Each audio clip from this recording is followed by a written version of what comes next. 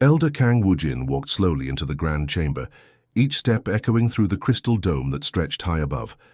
The Council of Nine had been meeting in this same place for over 50,000 years, watching civilizations rise and fall like waves on a cosmic shore. His robes, woven from starlight itself, swept behind him as he approached the floating platform where his fellow elders waited. The holographic display crackled to life, showing a small blue planet surrounded by swirling white clouds. Earth. Such a tiny world, barely visible among the billions of stars that made up their galaxy. But Wu Jin had been watching this little planet for decades now, and what he saw made his ancient blood run cold. "Look at these numbers," Wu Jin said, his voice carrying the weight of 10 millennia. The display shifted, showing red lines spreading outward from Earth like spider webs. In just 100 of their years, humans have spread to 12 different solar systems. 12 systems, my friends. When we first visited their world, they hadn't even left their own planet. Moon Sohee, sitting on a throne carved from a single piece of black crystal, leaned forward with a smirk.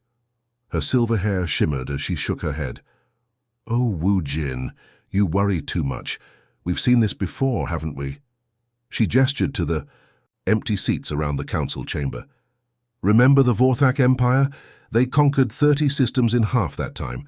Where are they now? Dust and memory." The youngest council member, Park Min-soo, burst into laughter. At only 5,000 years old, he was practically a child by their standards. "Humans are just getting lucky," he said, still chuckling. "Look at them. They fight among themselves constantly. They destroy their own planet. They barely live 100 years each. How could such simple creatures threaten us?" But Wu Jin's expression grew darker. The hologram changed again, showing clips of human activity across their colonies. In one image, humans were building massive cities on planets where temperatures reached -50 degrees.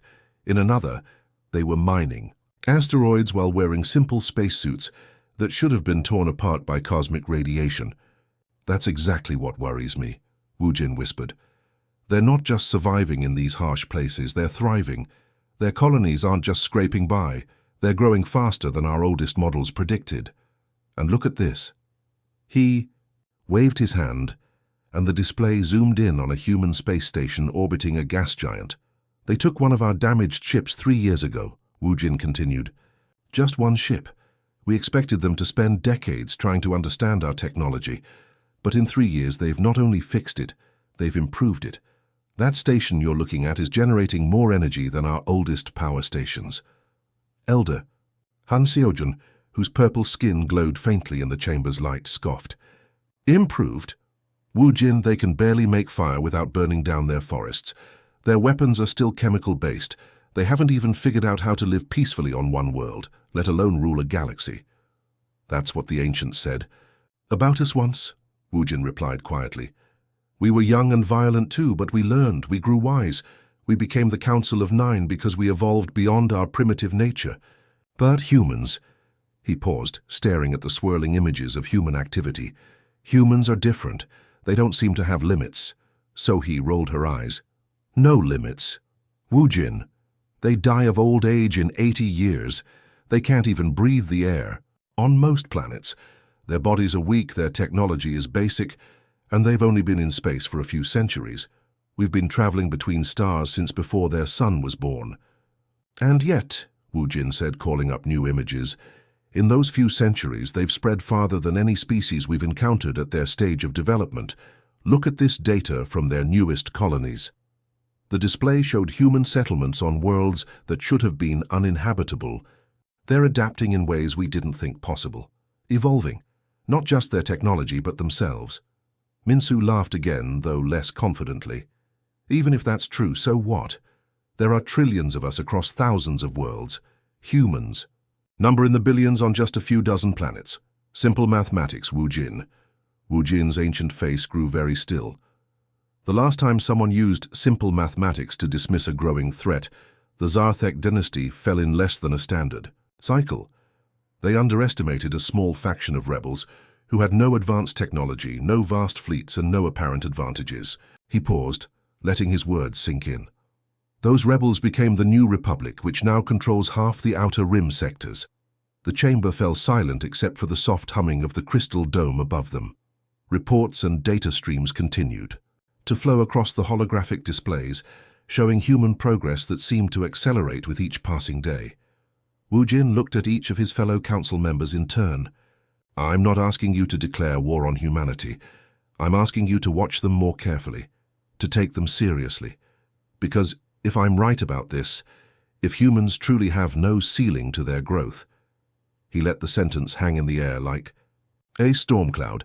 Then what do you suggest?" So he asked, her smirk finally fading. "Containment," Wu Jin replied. "Gentle guidance, limits placed with wisdom rather than force. We've done it before with other species. We can help humanity grow, but within boundaries that keep the galaxy stable." Minsu shook his head. "You're seeing shadows where there's only light, old friend. Humans are curious, yes, adaptable, certainly, but threatening to our way of life, to the cosmic order we've maintained for millennia." He stood up, his robes falling around him like liquid moonlight. "I think you need to spend less time watching these humans and more time remembering who we are." As the council members began to file out of the chamber, Wu Jin remained behind, staring at the images still floating in the air. Human families working together to build homes on alien worlds.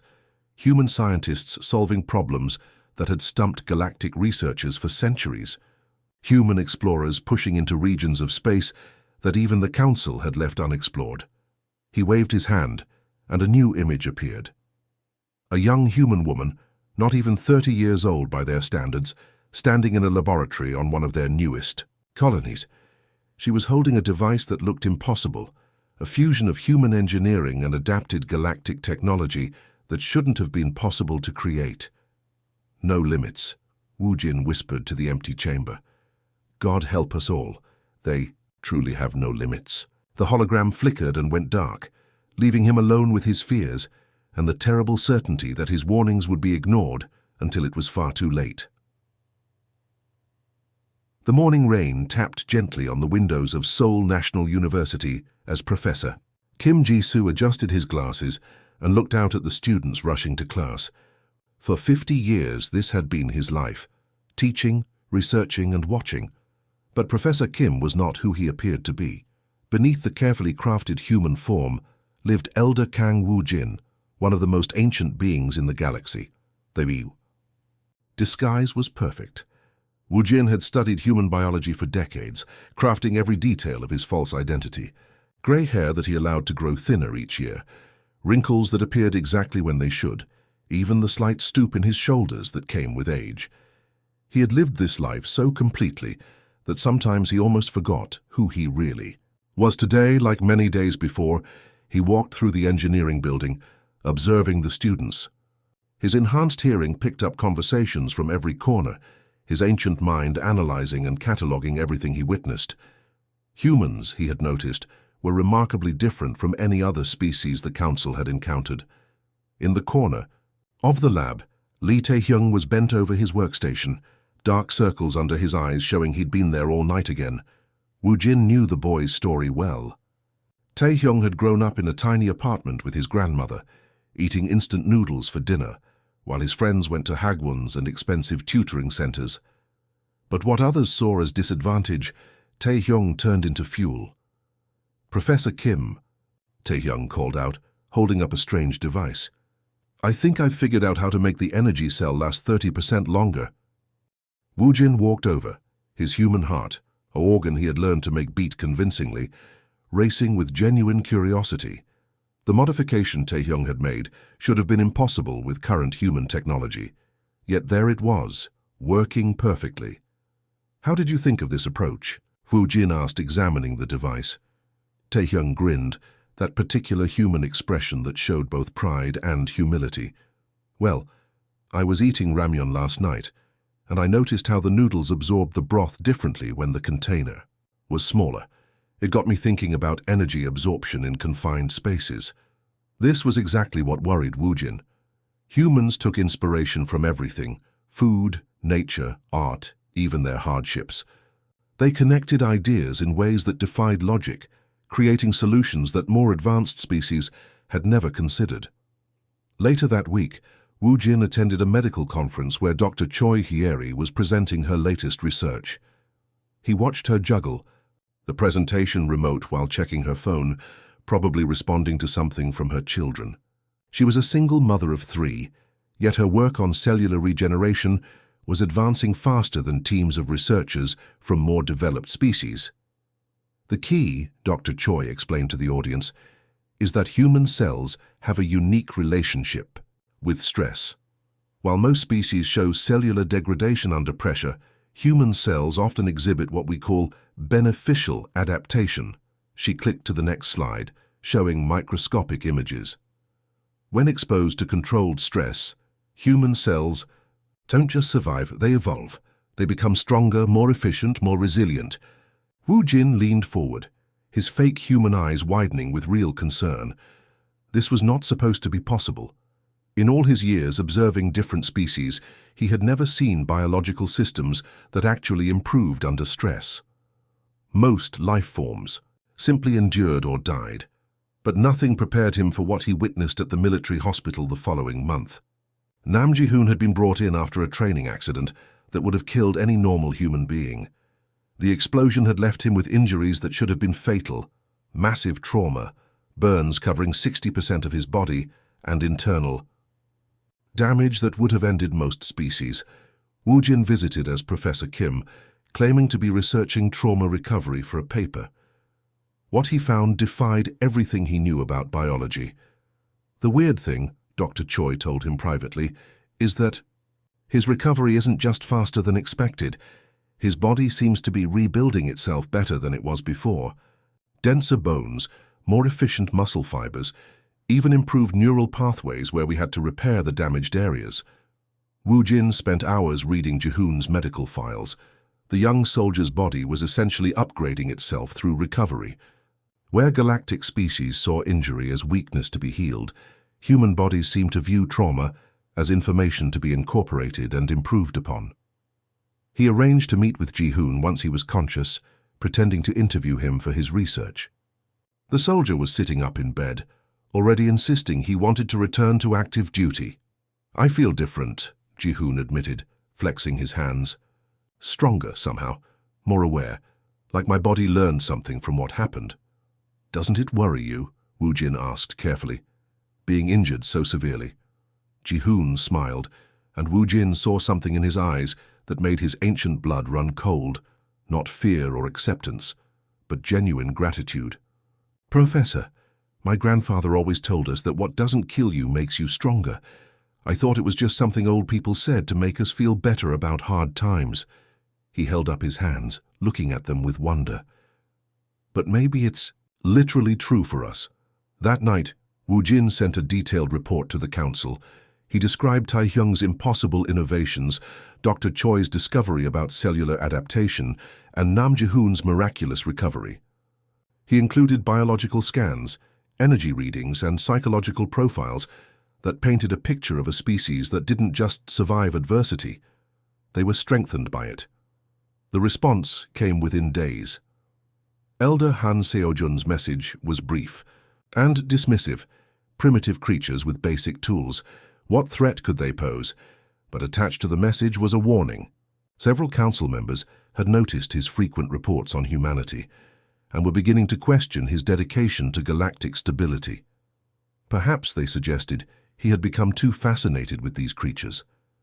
Perhaps it was time for him to return to the homeworlds and resume his rightful place among the council. Wu Jin deleted the message and looked out his apartment window at the Seoul skyline.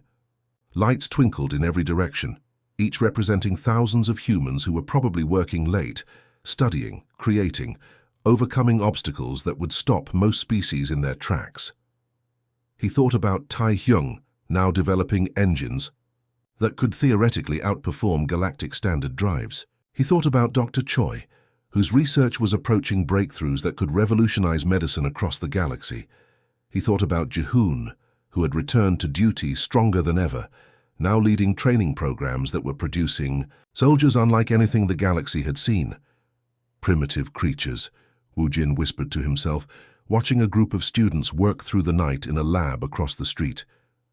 If only they knew. He opened his laptop and began typing another report, knowing it would be ignored like all the others. But he had to try. Someone had to document what was happening here, even if no one believed it. Outside his window, humanity continued its relentless march toward a future none of them, not even their most ancient observers, could truly imagine. The conference room in Geneva buzzed with quiet tension as Professor Kim Jisoo stood before the gathered representatives of Earth's scientific community and several visiting dignitaries from the Galactic Federation. His hands trembled slightly as he adjusted the microphone, knowing that what he was about to present would sound impossible to most of the audience. "Ladies and gentlemen, distinguished guests," he began, his voice steady despite his inner turmoil, "what I'm about to share with you may challenge everything we think we know about humanity's place in the galactic community." Wu Jin had spent months preparing this presentation, carefully selecting data that would be convincing without revealing his true identity. Charts and graphs flickered across the massive screen behind him, showing patterns of human development that defied every known model of species progression. "Our analysis shows that humanity has achieved in 1 century what most galactic species require 10 to 20 millennia to accomplish," he explained, pointing to a comparison chart. "This isn't simply about technology, it's about adaptation, innovation, and something we can only call evolutionary acceleration." Ambassador Yoon Daeho, Seoul's representative to the Galactic Federation, sat in the front row taking detailed notes. He had personally requested this presentation after reviewing Professor Kim's recent papers. As Wu Jin spoke, Daeho's expression grew more concerned with each slide. "Sir," interrupted Dr. Martinez from Cambridge, "are you suggesting that humans are somehow biologically different from other intelligent species?" Wu Jin nodded gravely. "Not just biologically, psychologically, socially, even at the quantum level. We process challenges differently. Where other species see obstacles, we see puzzles to solve. Where they see limitations, we see engineering problems." In the audience, several galactic observers shifted uncomfortably. These beings, disguised in human form like Wu Jin, had been sent to monitor the conference. Their mission was simple: assess whether humanity posed any threat to galactic stability. After the presentation, Ambassador Yoon approached Wu Jin privately. "Professor Kim, if your data is accurate, we need to present this to the full Council of the Galactic Federation. This could change everything about humanity's future role in galactic society."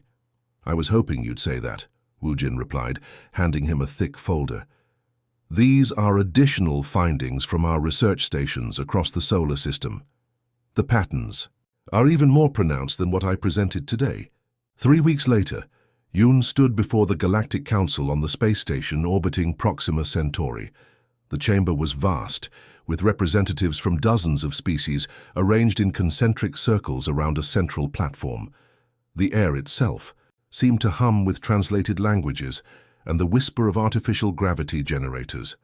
Song Mi-yeon, the primary Earth liaison and a council representative herself, introduced Yoon with barely concealed skepticism.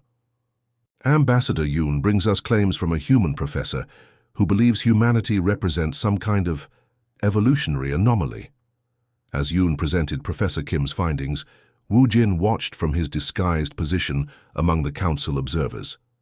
He could see the dismissive expressions, the sideways glances, the way several representatives seemed to be checking their personal devices rather than listening. "Professor Kim's data seems exaggerated," Song Mi-yeon declared when Yoon finished. "Humans are remarkable in their own way, certainly, but these claims of accelerated evolution and unlimited adaptability. We've seen ambitious species before. The universe has a way of humbling those who overreach." Elder Bae Soo-young, attending the session remotely from her position on the Council of Nine, appeared as a shimmering hologram. Her voice carried the weight of 10,000 years as she spoke. "Young ambassador," she said with condescension, "your species shows promise, but wisdom comes with age. What you call rapid advancement, we see as the typical enthusiasm of youth. In 1,000 years, perhaps 2,000, humanity will settle into its proper place in the galactic order, just as every species before you has done.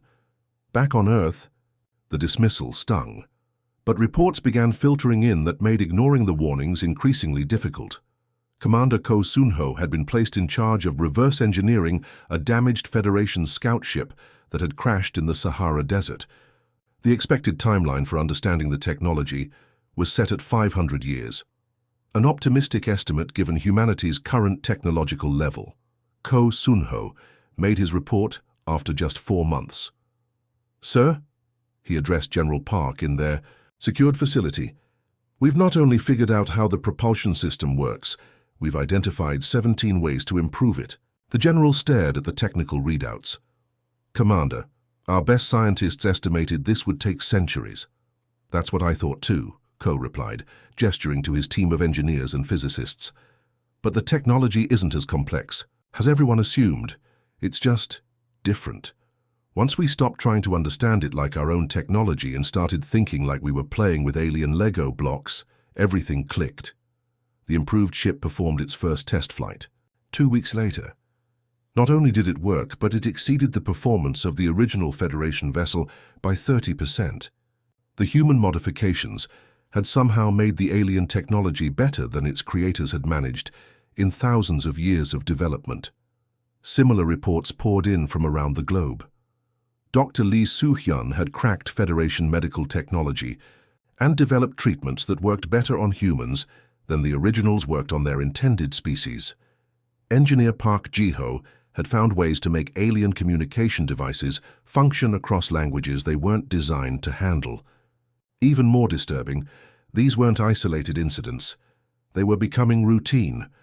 Wu Jin submitted report after report, each one documenting new breakthroughs that should have been impossible. He included energy signatures, brain scans, and cellular analysis that showed humans operating at levels that defied galactic understanding of biological limits. The responses remained the same: dismissal, skepticism, condescension. "The fears of an overcautious mind," Elder Bae Soo-young replied to his latest submission. "Professor Kim Ji-soo has become too invested in his human subjects. Perhaps he should consider studying a different species for a while." But privately, in secure channels that Wu Jin wasn't supposed to know about, the conversation was different. Several galactic intelligence agencies had begun monitoring human activities more closely, not because they believed the warnings, but because they wanted to identify which human technologies might be useful for their own civilizations. They saw opportunity where Wu Jin saw danger. They looked at humanity's rapid advancement and wondered what they could gain from it, not what they might lose to it. One evening, as Professor Kim graded papers in his Seoul apartment, Wu Jin reflected on the irony of his situation. He had spent decades warning of humanity's potential, only to watch as the very authorities he warned began to see humans not as a threat, but as a resource to be managed and exploited.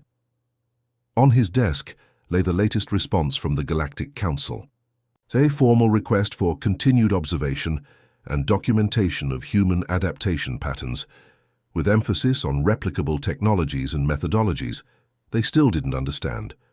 After all his warnings, all his documentation, all his evidence, they still saw humans as nothing more than clever children playing with toys too advanced for them. Outside his window, Seoul pulsed with light and energy. In laboratories across the city, humans were working through the night, pushing boundaries that had constrained other species for millennia. And somewhere in space, other humans were taking their first steps toward the stars, carrying with them the same relentless spirit that had driven them from caves to cities to the void between worlds. Wu Jin closed his laptop and stared at his reflection in the darkened window. The face that looked back at him was human in every detail, but the eyes held the weight of ages. Tomorrow he would submit another report. Tonight he would simply watch as humanity continued its inexorable march toward a future that no one, not even an elder of the galaxy, could truly predict. The warnings had been ignored. Soon Wu Jin knew with terrible certainty they would all understand why that had been a mistake.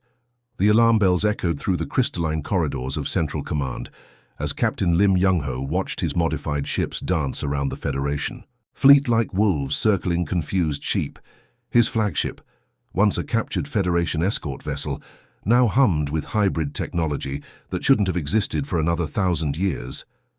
"Sir," the The Vorthon cruiser is trying to break formation, reported his navigation officer, Lieutenant Kim Hana.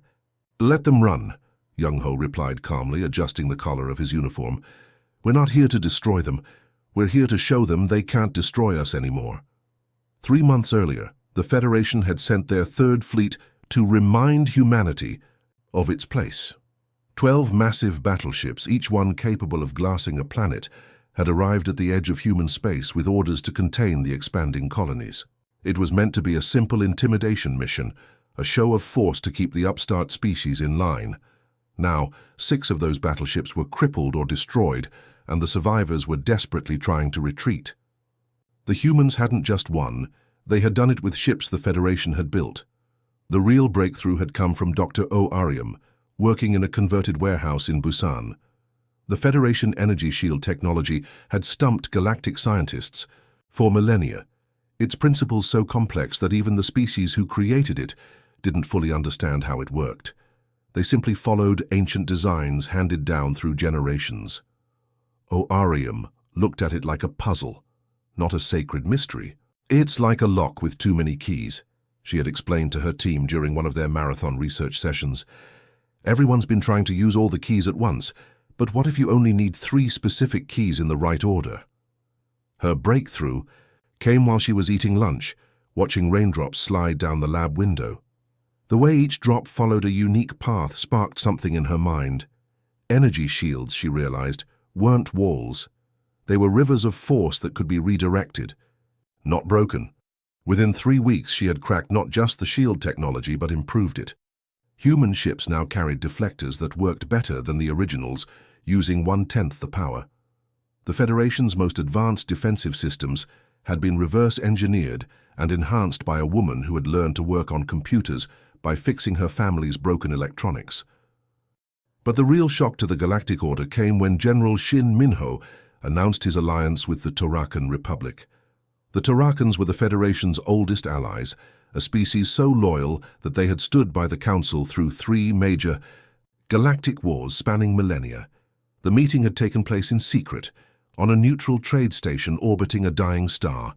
Shin arrived alone against the advice of his staff, carrying only a datapad and a bottle of soju from his hometown. General Vexikar, he had said, offering the Torakan leader a drink in traditional human fashion.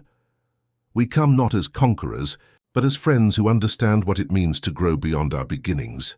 The Torakans were known for their rigid hierarchy and unwavering loyalty, but they were also pragmatists. They had watched humanity's rapid expansion with interest, not fear. While the Federation saw humans as upstarts to be contained, the Torakans saw them as potential partners. Your people adapt quickly, Vexkar had observed, his forearms moving in what humans had learned was a gesture of respect. Our long alliance with the Federation has given us stability, but perhaps not growth. Perhaps it is time for change. The alliance was announced 3 days before the Third Fleet's attack. When the Federation ships arrived to find Torakan vessels defending human colonies, their confidence crumbled. This wasn't supposed to happen. The Torakans were reliable, predictable, safe. But humans, it seemed, had a gift for making the predictable suddenly flexible. As reports filtered in about the battle, the Council of 9 convened in emergency session. Elder Moon Sohee materialized in the council chamber, her usual composure shattered. For the first time in millennia, she looked genuinely afraid. "Entire sectors," she whispered, staring at the tactical displays. "We've lost control of entire sectors. Not to invasion, not to war, but to defection." The Helix Confederation had declared independence, supported by human advisors who had helped them optimize their trade routes.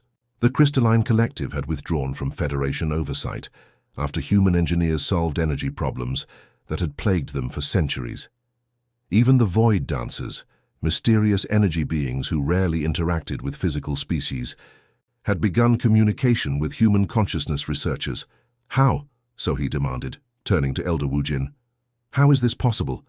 They were contained. We had systems in place, safeguards, protocols that had worked for 50,000 years. Woojin stood slowly, his ancient form seeming to carry the weight of prophecy fulfilled. "I tried to tell you. For decades I tried to warn you, but you wouldn't listen. But they're so young, Elder Park Min-soo protested. So primitive. Their weapons, their technology, it's all based on our designs.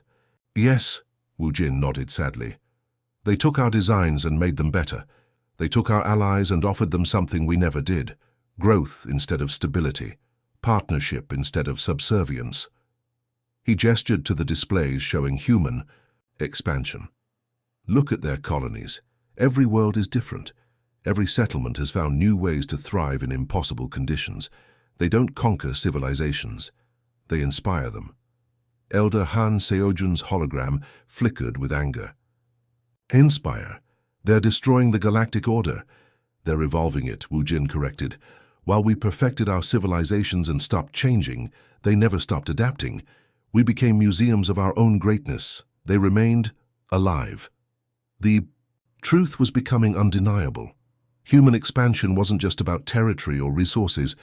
Everywhere humans went, they brought change, not through force, but through example.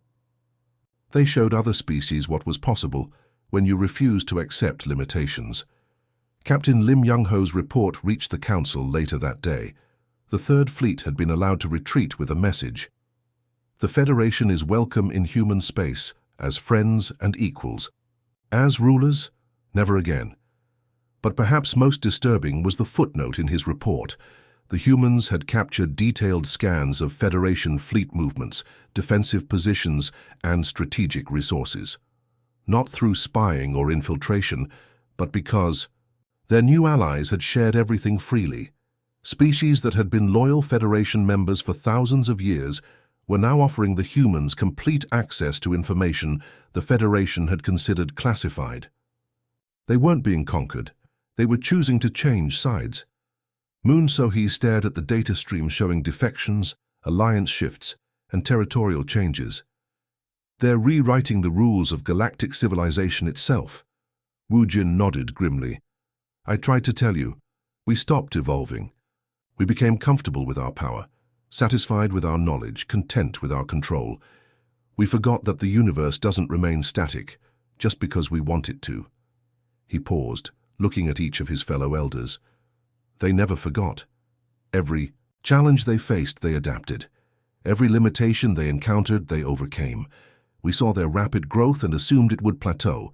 We expected them to mature into something more like us. The chamber fell silent except for the whisper of air recycling systems and the distant hum of hyperspace engines carrying news of more human achievements.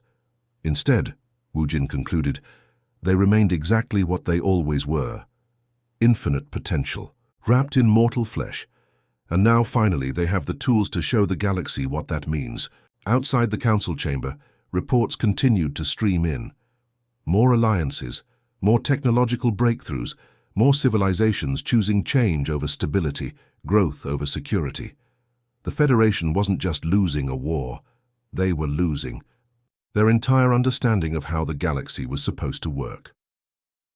Part 5. The Truth Revealed. Expanded version. The massive council chamber fell silent as Elder Wu Jin stood before them.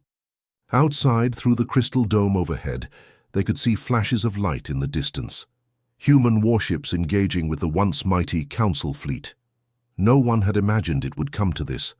For 10,000 years we have ruled the stars, Wu Jin said, his voice echoing in the vast hall. We believed ourselves to be wise. We thought ourselves to be just. The other council members shifted uneasily in their seats. Many had already fled to hidden sanctuaries in distant systems. Only the bravest, or most foolish, remained. Wu Jin's hand moved to his face. With careful movements, he began to peel away what looked like skin. The council members gasped. What had appeared to be an elderly Asian man was transforming before their eyes. I have lived among them for 3 centuries, Wu Jin continued, his true form now visible, tall, with iridescent skin that shifted colors like oil on water. His eyes, large and pupilless, reflected the stars above. I was sent to study them, to understand their weaknesses. Instead, I discovered our own. On the main display, footage showed human battleships pushing deeper into council space. At the front, the flagship Dauntless, commanded by Admiral Park Hyun-woo, led the charge. Unlike council ships with their perfect symmetry and sterile interiors, human vessels were a blend of function and heart. Crew quarters decorated with family photos, handwritten notes stuck to control panels, and battle scars worn proudly like badges of honor. They adapt, Wu Jin explained. Where we perfect a single solution, they create 1,000 imperfect answers. Where we seek eternal harmony, they embrace beautiful chaos. The display shifted to a research facility on one of the outer rim planets. Engineer Quan Minji stood surrounded by a team of scientists, pointing to diagrams of a new drive system that bent the very laws of physics that council engineers had considered immutable for millennia. 3 months ago, Engineer Quan created a propulsion system our best minds insisted was impossible, Wu Jin said. When asked how, she simply said, she refused to accept limitations. This is what makes them different. This is what makes them dangerous. One council member, her skin pale blue and trembling with anger, stood up. They are primitives, barely out of their caves. They still wage war, still fight among themselves, still suffer from disease and hatred and greed. Wu Jin nodded. Yes, and that is precisely why they surpass us. The display changed again, showing images from Earth, children playing in parks, farmers tending fields, artists creating murals on city walls, scientists working in labs, families sharing meals. We became gods in our own minds, Wu Jin continued. We eliminated suffering, yes, but also passion. We removed conflict, but also drive. We achieved perfection and stopped reaching higher. Reports flooded in from across the galaxy. Human forces weren't just winning battles, they were winning hearts. On world after world, council citizens were turning against their leaders, inspired by human ideas of freedom and self-determination that had been carefully hidden from them for generations. We lied to ourselves, Wu Jin said. We claimed to nurture life across the galaxy. In truth, we preserved it like insects in amber. The final transmission appeared on screen. Earth's president, Lee Jae-hyun, stood in a simple office. No grand trappings, huff power, just a window showing real trees blowing in a real wind behind him. To the Council of Elders, President Lee began. Today marks not an ending but a beginning. We offer not surrender but partnership, not subjugation but coexistence. You have much to teach us about harmony. We have much to share about growth. The choice is yours. Elder Wu Jin turned to face his fellow council members one last time. Some wept, some raged, some sat in stunned silence. They are what we forgot to be, he said quietly. Infinite potential wrapped in mortal flesh. We chose comfort over challenge, safety over discovery. They chose to remain human with all the mess and marvel that brings. Outside, the battle suddenly ceased. Human ships held position, waiting for a response. I have lived among them, Wu Jin continued. I have seen mothers stay awake for days to care for sick children. I have seen people sacrifice themselves for strangers. I have seen them fail, weep, and rise again stronger. They fight because they love. They build because they dream. The youngest council member, barely 1,000 years old, stepped forward. What happens now? Wu Jin smiled, a human gesture he could not unlearn. Now we remember how to live. Now we learn from them as they learn from us. Now the real journey begins, as the council chamber doors opened to welcome the first human. Delegation, everyone present knew one truth beyond doubt. The galaxy would never be the same.